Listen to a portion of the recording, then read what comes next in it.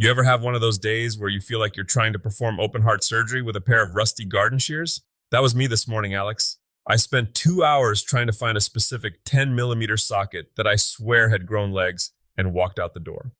Tiger. The 10 millimeter socket is the Bigfoot of the maker world. Everyone claims they saw it once, but nobody has the blurry photo to prove it. I'm guessing you didn't find it? I found it. It was in my pocket. The whole time, I reached in for a mint and came out with chrome vanadium. Anyway, welcome back to the Den.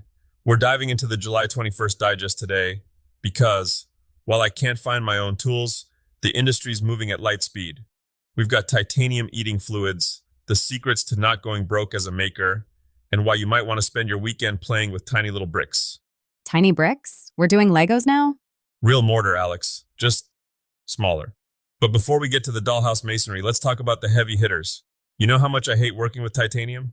You usually describe it as trying to sand a diamond with a piece of toast. Accurate. It's a nightmare. It just destroys bits.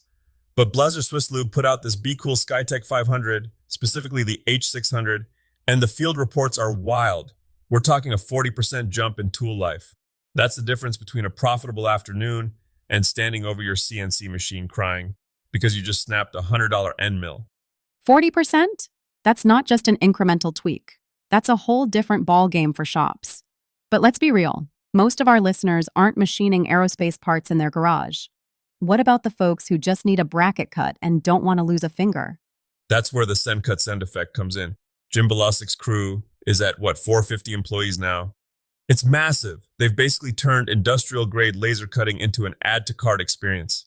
I love that they've democratized it, but I've seen people get lazy because of it. You see these makers who forget how to use a hacksaw because they can just upload a DXF file.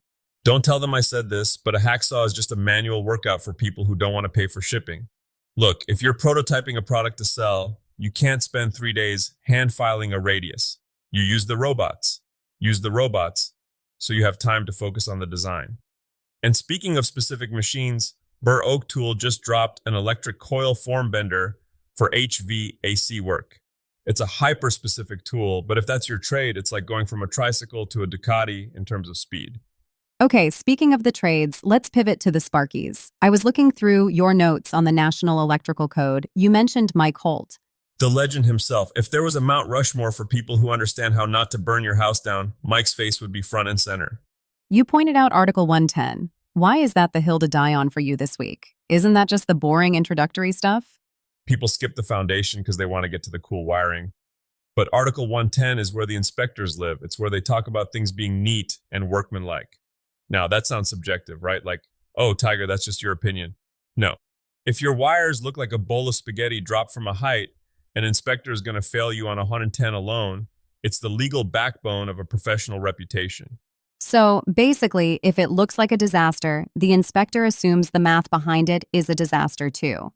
Exactly. It's the visual handshake of the trade. If you can't mount a box straight, why should I trust you to calculate the load on a subpanel?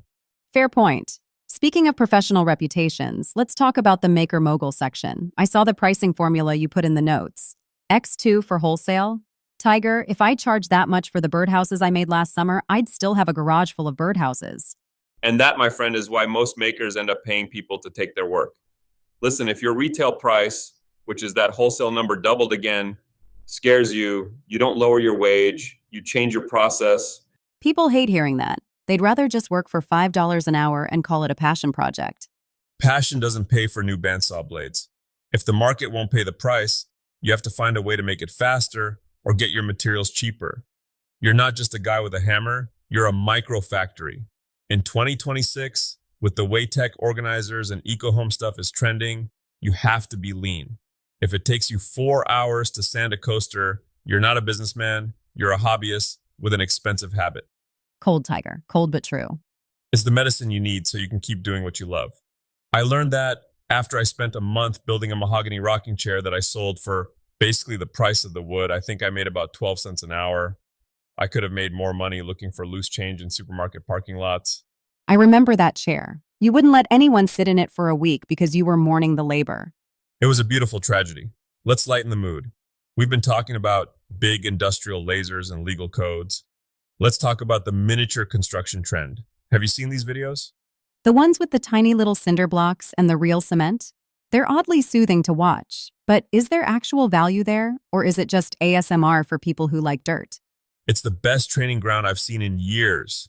If you want to learn how to build a retaining wall in your backyard, don't start by buying 3 tons of stone and breaking your back.